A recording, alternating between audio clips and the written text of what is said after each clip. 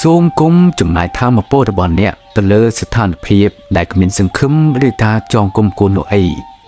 កំណត់តានកំណត់សម្រាប់ខ្លួនអ្នក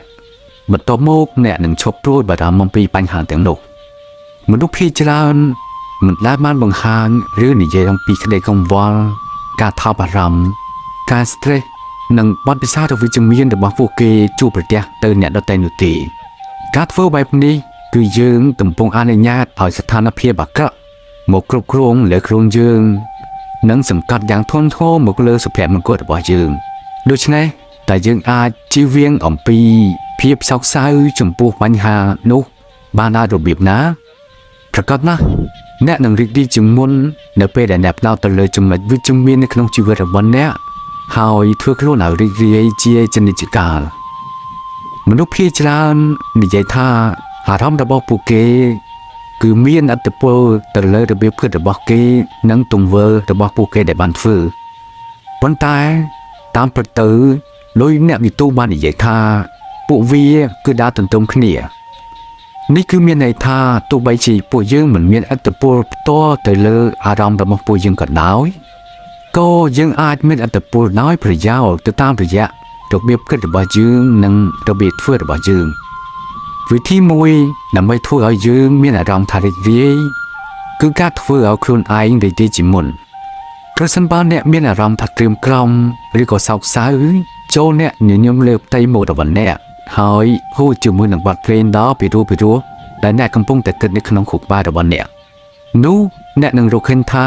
វាពិតជាមិនមានអារម្មណ៍ថាសោកសៅនោះទេនៅពេលដែលយើងធ្វើខ្លួនឲ្យរីករាយនិងគិតអ្វីៗដែលល្អក៏ប៉ុន្តែអ្នកក៏មិនចាំបាច់សម្ដែងធ្វើជាសប្បាយរីករាយចេញមកខាងក្រៅនោះដែរវិធីបន្ថែមទៀតដើម្បីឲ្យមានអារម្មណ៍ថារីករាយគឺអ្នកត្រូវតែគិតរឿងដែលសប្បាយឲ្យបានច្រើនជាក៏ពិតណាស់ប្រសិនបើយើងគិតតែរឿងល្អរឿងដែលមានភាពសប្បាយរីករាយនោះអ្នកនឹងមានអារម្មណ៍ថារីករាយទៅតាមនោះដែរដូច្នេះចូលអ្នកកុំគិតអំពីបញ្ហាអវិជ្ជមានដែលកើតឡើងមកលើអ្នកតែត្រូវផ្ដោតទៅលើភាពវិជ្ជមានដែលធ្វើទៅបាននៅក្នុងពេលបច្ចុប្បន្នដូច្នេះគ្រប់ពេលដែលអ្នកមានអារម្មណ៍ថាស្រណេះស្រណោចទុកព្រួយចូលអ្នកព្យាយាមគិតហើយធ្វើអារម្មណ៍ឲ្យរីករាយនោះអ្នកនឹងទទួលបាននូវភាពជោគជ័យហើយទោះបីជាមិនបានទទួលជោគជ័យយ៉ាងណាក៏ដោយយ៉ាងហោចក៏វាបានផ្ដោតគំនិតរបស់អ្នកឲ្យឆ្ងាយពីរឿងអវិជ្ជមានដែរប្រសិនបើអ្នកធ្វើគុណទៅលើនរណាម្នាក់ចូលអ្នកកុំរំពឹងការតបស្នងមកវិញចូលធ្វើគុណដោយសេចក្តីអំណររបស់អ្នកចេញពីចិត្តសូមគិតពីពេលវេលាចុងក្រោយដែលអ្នកបានជួយទៅដល់នរណាម្នាក់តើពួកគេបានតបស្នងគុណនោះមកលើអ្នកវិញហើយឬនៅប្រសិនបើមិនទាន់ទេ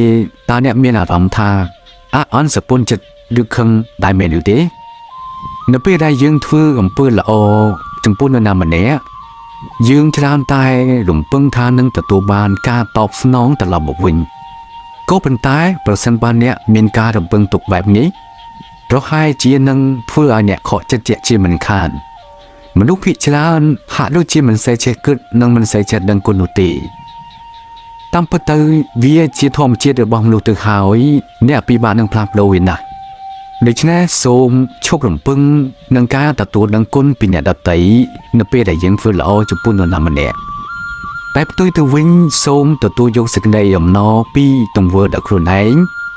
នេះនឹងធ្វើឲ្យអ្នកសប្បាយចិត្តជាងមុនហើយផ្ដល់ភាពរីករាយដល់អ្នកទោះបីជាអ្នកផ្សេងមិនបានតបស្នងសងគុណនៅពេលដែលយើងធ្វើល្អទៅលើគេក៏ដោយចុងបញ្ចប់ត្រូវចាំថាការដឹងគុណត្រូវតែត្រូវបានបង្ហាត់បង្រៀននេះមានន័យថាប្រសិនបើកូនរបស់អ្នកមិនចេះដឹងគុណនោះនេះជាកំហុសរបស់អ្នកហើយអ្នកត្រូវតែបង្រៀនពួកគេឲ្យដឹងគុណចំពោះអ្វីដែលពួកគេបានទទួលសូមគុំចំណែនឬធ្វើត្រាប់តាមអ្នកដទៃចូលធ្វើជាខ្លួនឯងសូមអបអរសាទរអ្នកគឺមានតែម្នាក់គត់គ្មាននរណាម្នាក់ដូចអ្នកទេហើយក៏គ្មានពីរនៅលើផែនដីនេះដែរ